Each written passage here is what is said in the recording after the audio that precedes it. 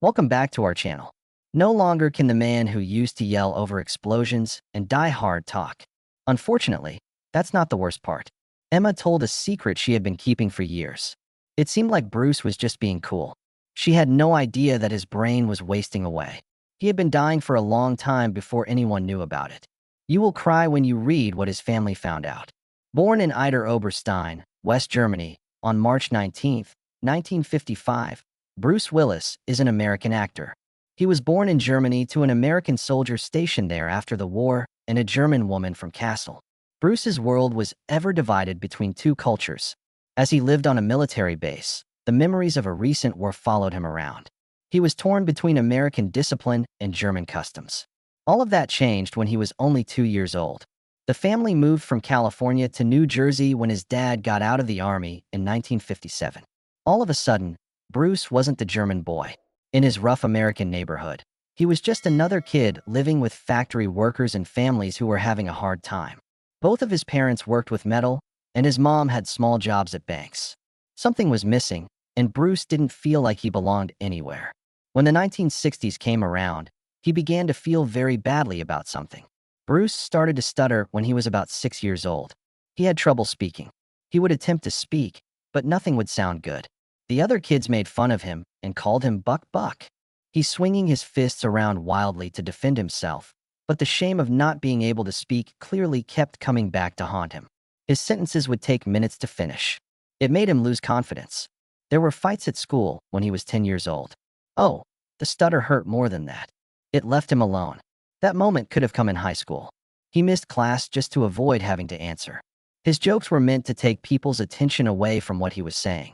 But in the early 1970s, when he was about 15, he signed up for the drama club without thinking about it. And a crazy thing took place. So long as he read his lines on stage, the stutter went away. It seemed magical. He spoke easily and clearly, and he wasn't afraid. People paid attention for the very first time. It shocked the teachers. Bruce realized that acting gave him back his voice because it let him say what he wanted to say when he changed identity. Everything changed when that was found.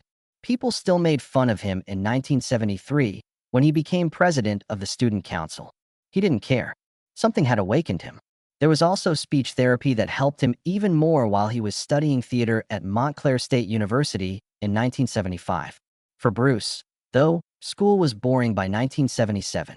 His goal was bigger, so he quit school and went straight to New York City. He had no money and no friends, so he worked long hours as a bartender to make ends meet. Occasionally, he had to sleep on couches or in very small apartments. Some people laughed at him, though. He skated to a job, playing the harmonica for money. The bar was turned into a stage by him. It was messy and hard during those years. In the first year, he got turned down more than 100 times. But little by little, he started getting parts in shows that weren't on Broadway. Heaven and Earth, a play he was in 1977, was his first leading role.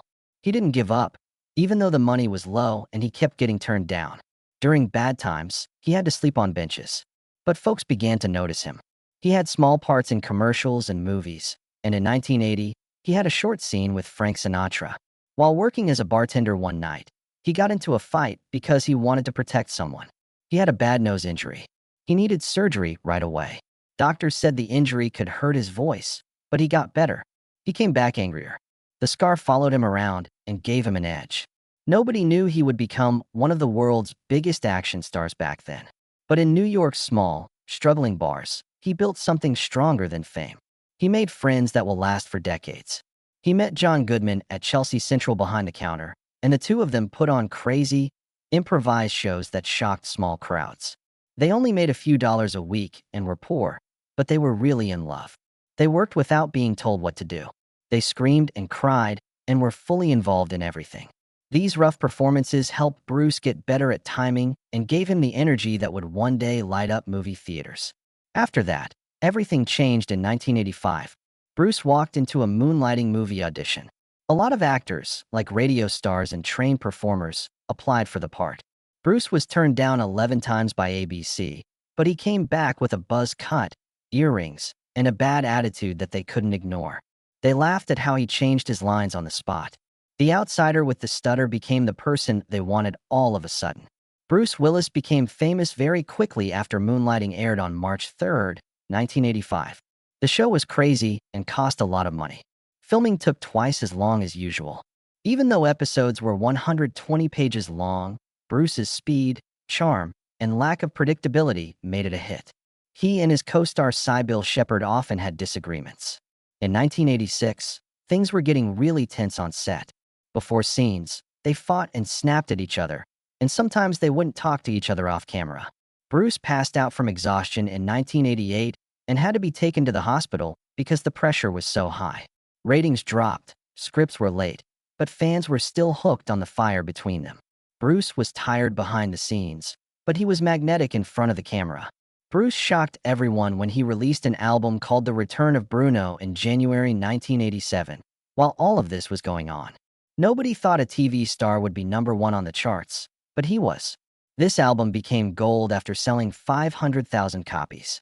It got as high as #2 in the UK. Fans didn't care that critics giggled. Bruce sang with soul greats and made it something that people will never forget. Exactly like him, it was strange, brave, and fun. The grind was wearing them down, though. Bruce was very close to giving up when he had to film extra episodes that cost more than $1 million each. More delays happened because his co-star was pregnant in 1987, and a major writer's strike in 1988 almost ended the show for good. The last show was on May 14, 1989. Bruce had actually done everything. That night, his name was already being talked about in Hollywood. It was $50,000 an episode for him to work on TV now. His first gigs paid $1,500, so this was a huge step up. You didn't mean for Bruce Willis to be the star at the time. Nobody thought he would get the lead role in a big action movie because he was best known as the nice guy from Moonlighting. That being said, there was an odd thing going on. In the late 1980s, a script called Die Hard was making its way through Hollywood. Actors like Arnold Schwarzenegger and Sylvester Stallone had already said no. Frank Sinatra was even asked because the story was basically a follow-up to a movie he was in many years ago. His name was also passed. Suddenly, Bruce Willis got the offer. People were shocked not only that he was picked, but also that the studio was willing to pay him $5 million. Stars like Dustin Hoffman and Robert Redford were the only ones who could get that much money. A lot of people in the business thought the studio was crazy.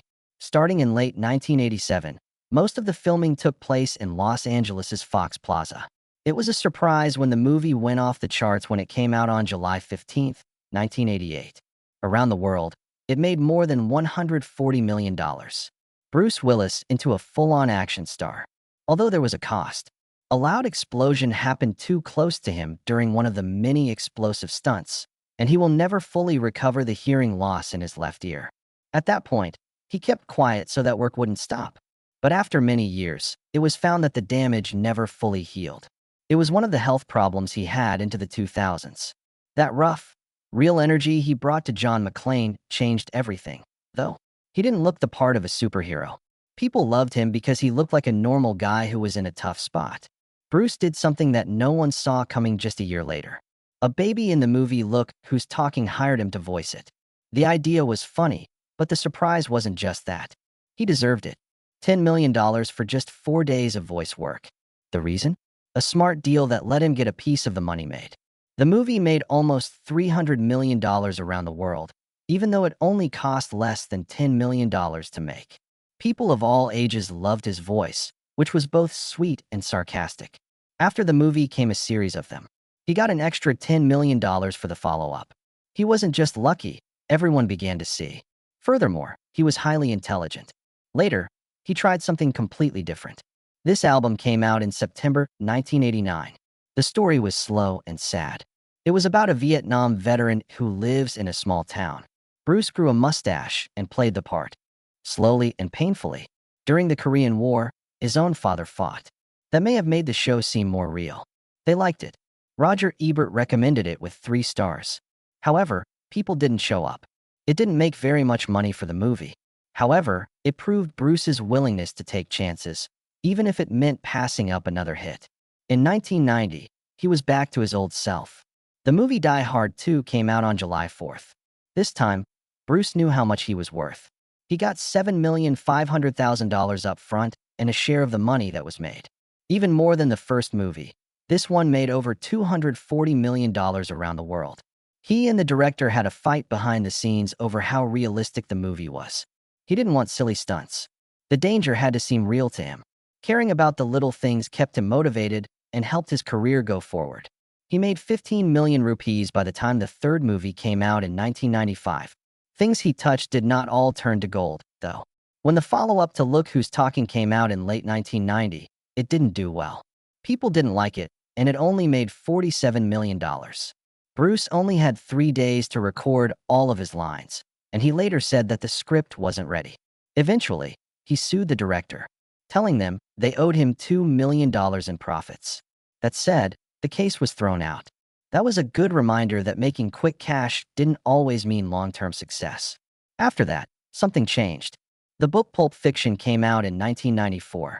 Bruce was chosen by Quentin Tarantino to play Butch, a boxer who doesn't want to fight. It wasn't just the movie that helped his career. He was seen differently after that. Rough, sincere, ready to take risks. That's a lot less than his usual fee of $800,000 for the part. But it didn't bother him. The story was what it was about. The movie won an Oscar for Best Original Screenplay and made more than $200 million. Even though Bruce wasn't nominated, people began to see him as more than just an action star. He worked harder the following year. In the late 1995 movie 12 Monkeys, he played a broken man from a future after the end of the world. He got thinner for the part. He went to mental hospitals to get ready. He also broke his shoulder doing a stunt on set. Nevertheless, he carried on. It made over $160 million and was nominated for 2 Oscars. Once more, Bruce did not get a nomination. There was no doubting how much he wanted the part, though. In 1997, The Fifth Element shocked everyone again. It looked like something from the future and was crazy, colorful, and chaotic. Bruce played a taxi driver who saves the world. It was the most expensive movie ever made at almost $90 million, and it made over $260 million. Bruce performed his own tricks. He sported uncomfortable orange vests. Whatever it was, it all worked out. The movie turned into a cult favorite. That was followed by 1998, when Bruce directed the huge disaster movie Armageddon. He played the tough oil driller Harry Stamper, who was sent to Earth to stop an asteroid from destroying it. When it came out on July 1st, the movie made more than $583 million around the world, making it the biggest hit of the year. Beyond the scenes, things were tough. Bruce had an argument with director Michael Bay about scenes that were taken out, especially the heartfelt family times. Also, he got into a fight with producer Jerry Bruckheimer, and he later said that filming was awful. Still, Bruce improvised the tearful goodbye, which was one of the most moving scenes in the movie and helped it connect with viewers. Even though the movie was nominated for 4 Oscars, Bruce won a Razzie for Worst Actor in 1999, which was a strange turn of events for such a big hit. Bruce's personal life was also in the news in 1987. He saw a movie with Demi Moore in July, when she was still engaged to Emilio Estevez. On November 21, 1987, only 4 months after they met, Bruce and Demi got married in Las Vegas. In the end, Demi said that the wedding wasn't even planned. Before they went to gamble, Bruce suggested that they get married. After a month, they had a real wedding with about 100 people, and Little Richard was the minister. Although it only cost $1,000, the quick wedding was the start of a strong Hollywood relationship. There were rumors that Demi was pregnant before the wedding, but their first daughter, Rumor, was born in August 1988, exactly 9 months after the wedding. 3 daughters were born to Bruce and Demi. Tallulah in 1994, Scout in 1991, and Rumor in 1988. They tried to balance work and family by doing movie roles alternately, but being famous was hard. In 1996, Demi made a record $12.5 million for a striptease, but rumors started to spread that she and her boyfriend were having an affair. People connected Bruce to models and Demi to her co-stars. Bruce reportedly stormed off a movie set in 1995 after a fight. In public, they stayed together, but behind the scenes, things were getting worse. After 11 years of marriage, Bruce and Demi split up in 1998. In October 2000, they got a divorce. Despite how calm it seemed at first, they were fighting behind closed doors over their $200 million fortune. Demi received up to $90 million from Bruce. It was one of the most expensive divorces in Hollywood history. Also, they had to figure out who would have custody of their daughters. According to sources, it wasn't easy for them to stay friends for the kids, but Bruce told Rolling Stone that they did. Demi took care of the ranch in Idaho, where she raised her girls.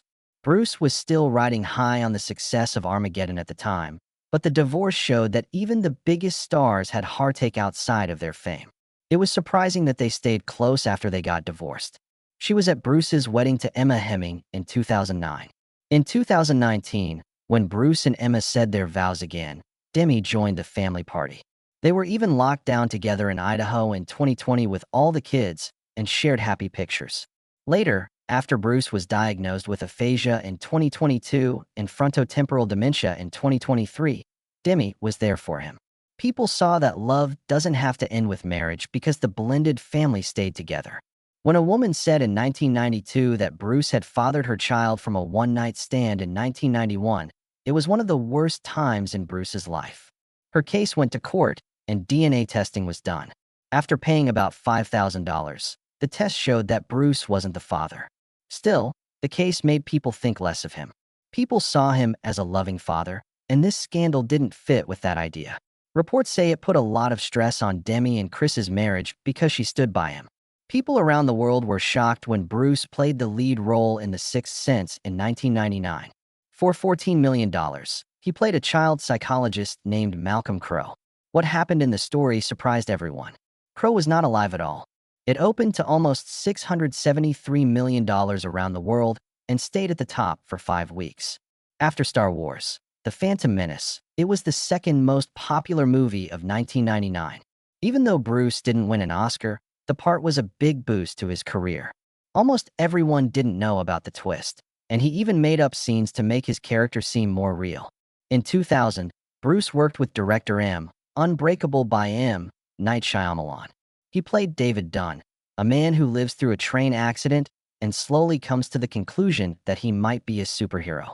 The movie shockingly cost $75 million to make, which was a lot more than anyone thought it would. This was partly because Bruce made about $20 million and co-star Samuel L. Jackson made $10 million. Even though it made $248 million, Disney didn't like the big budget. Some reshoots made the costs go up even more. In spite of this, the movie got a lot of fans and later became part of a trilogy. But back then, Shyamalan's career almost ended because of the risky move. Bruce had tried performing music before he became famous for his roles in movies. He put out an album called The Return of Bruno in 1987. He sang versions of well-known songs and played a part called Bruno Radellini. One song, Respect Yourself, got as high as number 5 on the Billboard charts. Within the United Kingdom, Under the Boardwalk got to number 2. Gold status was given to the album because it sold more than 500,000 copies. But people didn't like it. Rolling Stone said it was insensitive. As a result, Bruce stopped singing professionally in 1989. Even so, he performed live at big events like Farm Aid, but the negative comments hurt him deeply. Bruce was back in the news in 2001, this time because of rumors that spread while Bandits was being filmed. The tabloids said Bruce and Cate Blanchett were having an affair. He starred with Billy Bob Thornton and Cate Blanchett. When Ashton Kutcher, who was seeing another actress on set, became suspicious, the rumors got even worse. In her 2019 book, Demi Moore wrote about all of this. Blanchett later said it was all a lie, but the drama almost ruined the promotion for the movie. Bandits only made $67 million, not even close to the $75 million it cost to make. In 2002, the following year, Bruce had a significant failure. With Hearts War, during World War II, he played a colonel in a labor camp. The movie made $32 million around the world, but it cost $70 million to make. The stock price of MGM went down, and they lost more than $50 million. Bruce was given $15 million for the part, but he later said that it made him think about his career. He stopped seeing big movies and went to therapy. In the movie Live Free or Die Hard, which came out in 2007, Bruce Willis brought John McClane back to life. Cyber terrorists were the ones he was up against this time. After getting a PG-13 rating, the movie exploded at the box office, making $383 million around the world. Something wasn't quite right behind the scenes, though. Accidentally, Willis hit his head hard enough during a high-speed chase to get a concussion. Neither was it the first time he had been in trouble on set. In the first Die Hard movie, one of the explosions almost killed him, and the gunfire hurt his left ear. Even when the scenes were serious, co-star Justin Long kept things light by playing jokes on Willis, like putting oatmeal on his seat. The film made more than $134 million in the US alone. It was directed by Len Wiseman. And Willis made a big change just a year ago. He talked like a fast-talking raccoon named RJ instead of bullets and blood. In the family cartoon Over the Hedge, animals that are hungry come into the suburbs. He did it so well that the movie made $339 million around the world, which was a huge surprise. It is said that he made $5 million just for lending his voice. It came out on May 19th and was a big hit. Co-stars like Gary Shandling and Wanda Sykes brought the Forest Gang to life. Bruce allowed RJ. It's sneaky and funny when a raccoon tricks his friends into helping him pay back a bear. Fans rarely got to hear him in a kid's movie, and it showed a different side of him when he was at the top of his game. Meanwhile, in 2010, he played Frank Moses, a former CIA agent, in the movie Red. The movie made almost $200 million around the world. It was funny and exciting. A lot of famous people were in the cast. They were Morgan Freeman, John Malkovich, and Helen Mirren, and they got along great. There weren't any laughs behind the scenes, though. Willis was tired. It was said that his mood swings on set caused some tense moments with the crew, although critics really liked the movie. In 2013, a sequel brought in an extra $148 million, but many people thought it lacked the same magic. Still, Red reminded everyone why Willis was still a heavyweight boxer, even though the years were showing. In the same year, he had a small role in The Expendables, having Stallone and Schwarzenegger share the screen with them. Fans of action pictures would love this team, but by 2013, drama had taken over. Willis was given $3 million to work on Expendables 3 for 4 days, but he wanted $4 million. It didn't bother Stallone. In public, he said that he was lazy and greedy. Harrison Ford was chosen to replace him in just 72 hours. The fallout got a lot of attention. Still, the 2010 movie made $274 million, and Willis's part was memorable, even though it was small. In a strange twist, his other movie from 2013 called 2 made $80 million, which shows that the alleged greed may have been just a negotiation gone wrong. All of that had changed by 2015. There were a lot of low-budget action movies that Willis was in. In Vice, he played the owner of a resort full of lifelike robots. Critics didn't like how it tried to be futuristic like Blade Runner. It came out in January and didn't get much attention. Critics said it was dull and lazy. People behind the scenes began to notice that he was making up to 5 of these kinds of movies every year. The shows didn't feel like much. His fire was dying down. And it made sense when his family told everyone in 2022 that he had been having trouble with aphasia, a brain disorder that makes it hard to speak. These roles weren't what I really wanted to do. Those things were signs. Issues were present. Beyond the movies, though, real life had its own surprises. He shocked everyone in 2009 by marrying British model Emma Hemming. They first met on the set of Perfect Stranger 2 years ago. He was 54 years old and she was 30 years old. But they got married in a small ceremony at his home in Turks and Caicos on March 21st. They were there with Demi Moore and their daughters. They got married in Beverly Hills a few days later. 10 years later, they got married. Again on the same beach, but this time all 5 of their daughters were there to see. It was calm, beautiful, and a second chance at a stable relationship. In 2015, thieves tried to break into their Idaho ranch and disturb their peace. Someone broke in, but they were caught. It was scary. Right away, security was improved. It costs about $500,000 a year for gates, cameras, and armed guards. Adding insult to injury, one of the men was seen with private pictures of the Willis family. It wasn't a mishap. It was meant to be. Willis, who is known for being tough on screen, soon after got private defense training. Their out-of-the-way ranch turned into more of a fortress. Presumably, fame had a cost. There were still bad times in his life after that.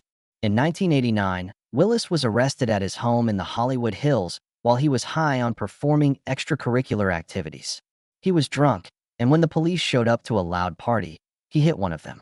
He wasn't wearing a shirt, was drunk, and hurt his collarbone again while skiing. You weren't charged after doing community service, but it should have taught you something. He wrote about his problems with alcohol in his 2018 autobiography, which included stories of blackouts and fights in bars. Alcoholics Anonymous helped him change his life, he said. How secretive it had all been shocked fans. Behind his cool and sure of himself acting on screen, Bruce then did something that no one saw coming in 2020 when COVID was locked down. He was quarantined at Demi Moore's house in Idaho with their 3 grown daughters. After Evelyn hurt her foot in a park accident, Emma stayed in LA with their younger girls. A few weeks later, Bruce and his ex-wife moved back in together, putting up family photos, playing games, and wearing pajamas that match. It didn't make sense. Though the world was in a tense state, they showed that love doesn't have to end in divorce. Emma even wrote nice things about their pictures. When Bruce finally got home, it was already one of the pandemic moments that went viral the most. All of that changed in March 2022. His family said in a statement that Bruce had been diagnosed with aphasia and would not be able to act anymore. That was 67 years ago. The news was very upsetting. All of a sudden, those strange acting choices in recent movies made sense. He was having trouble speaking and sometimes had to use earpieces or even body doubles to help him. While he was confused, some directors had to shoot around him. It was heartbreaking for an actor who used to be able to take over a scene with just a look. Things went downhill by February 2023. Doctors confirmed that it had turned into frontotemporal dementia, a rare disease that removes personality, language, and mobility over time and can't be cured. He wasn't distant, as Emma later said she thought. It was sickness. His lively charm started to fade. He moved more slowly. A very little was said by him. Bruce moved into a special care home on August 15, 2025. He was still close to his family, but not in their main house after that. Emma said it was the hardest choice she had ever made. Mabel and Evelyn, their daughters, were only 13 and 11 years old. She made it her top priority to keep them from seeing the worst of it. Workers were there 24 hours a day, 7 days a week, and the new home cost more than $200,000 a year. Even so, the family came over a lot and shared meals and laughs whenever they could. Emma did say that she and her friend felt like their world had fallen apart. By the middle of 2025, Bruce was unable to speak whatsoever. The man who used to yell lines over the explosions in Die Hard now used hand gestures and uncommon facial expressions to talk. But just once in a while, he would laugh. With the same loud, clear laugh. Occasionally, he would hear a song from his 1987 album The Return of Bruno, and his eyes would light up. Sometimes, just a few times a week, those moments were priceless. Nevertheless, they served as a reminder. It was quiet for one of Hollywood's best voices.